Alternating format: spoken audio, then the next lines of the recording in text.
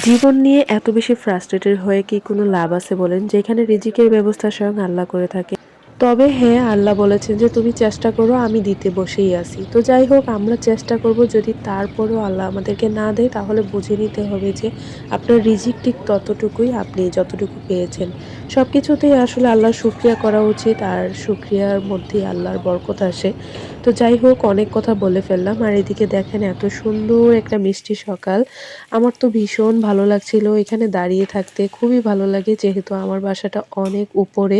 তো সেই সুবাদে হচ্ছে আমার এত সুন্দর একটা দৃশ্য দেখার সৌভাগ্য হয়। আমি প্রতিদিন সকালে এখানে বেশ খানিকক্ষণ সময় দাঁড়িয়ে আমি প্রকৃতিটা দেখি। তো যাই হোক, আরো একটি নতুন ব্লগ দেখার জন্য আপনাদেরকে স্বাগতম। আশা করছি আজকের ব্লগটি আপনাদের ভালো লাগবে। আর আমি যে প্রতিদিন বকবক করি আপনাদের সঙ্গে ব্লগ দিই, আপনারা কেন কমেন্ট করেন না? অনেকেই দেখেন কিন্তু কমেন্ট করতে চান না। এটা কেমন কথা? কমেন্ট করবেন। আমার ভিডিওগুলো অনেকেই ওয়াচ করে, তো আপনাদের কাছে কেমন লাগে অবশ্যই কমেন্ট করে জানাবেন, তাহলে আমি কাজের অনুপ্রেরণা পাই। আর দেখেন, আমার কাজের বুয়া চলে আসছে সকালবেলা। উনি আসলে আমাদের ফ্যামিলি মেম্বারের মতো। বুয়া বলতে চাইনি, কারণ এখন আপনাদেরকে আমি পরিচয় তো করাইতে হবে বলেন, আমাদের খালা। তো উনি আমাদের খুবই বিশ্বস্ত একজন মানুষ। আমি ওনাকে রেখে বাসায় দেখেন চলে আসছি। বাসায় কিন্তু সবাই ঘুমাচ্ছে। আমার ছেলেটা ঘুমাচ্ছে, তারপরে আমার শাশুড়ি মা ঘুমাচ্ছে। তো এদিকে বাপ বেটি বিদায় নিচ্ছে। আমার মেয়ে ওনার বাবাকে ছাড়তেই চায় না সকালবেলা। তো আজকে খুবই তাড়ার মধ্যে ছিলাম। ওর বাবাও লেট করে ফেলছে আর আমিও লেট করছি। এদিকে আমার মেয়েকে স্কুলে দিয়ে আসার সময় দেখেন সবজি দেখে দেখে আসতেছি। সবজির দাম কিন্তু একদমই কমে নাই। এই বছর কিভাবে যে মানে সবজি কিনবে মানুষ, এত পরিমাণের দাম। এই শীতের সিজনে ফুলকপি নাকি ৩০-৪০ টাকা, ৫০ টাকাও যে আজকে দেখলাম। তো এইটা দেখে আসলে মেজাজ গরম হয়ে যায়। প্রত্যেক বছর আমরা সাধারণ মানুষ কিন্তু অপেক্ষায় থাকি যে শীত কবে আসবে, শীতের মধ্যে মন ভরে সবজি কিনতে পারবো। কিন্তু এই বছর একদমই শীতের মধ্যে সবজি কিনে মন ভরে নাই।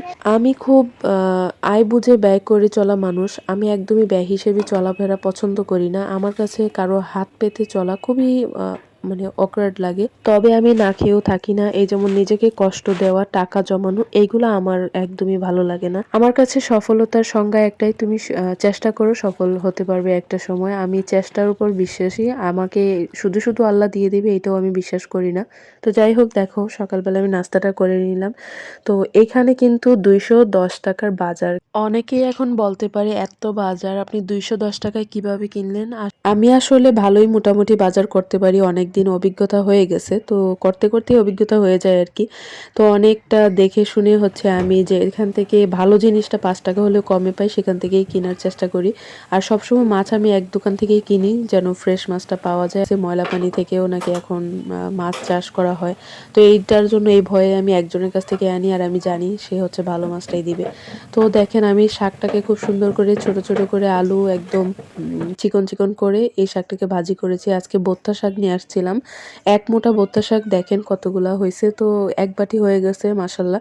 আমি ভাবছিলাম আমাদের এটা হবে কিনা, এক মোটা শাকে তো হওয়ার কথা না। তো এই জন্য একটু আলু দিলাম সঙ্গে, আর অনেক মজা লাগছিল আজকে।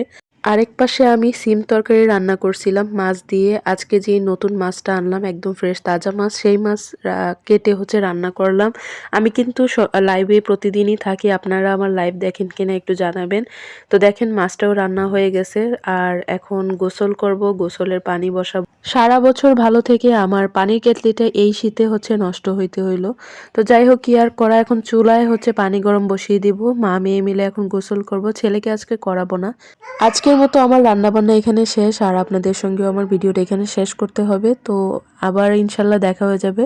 তো ভালো থাকবেন সবাই। আল্লাহ হাফেজ।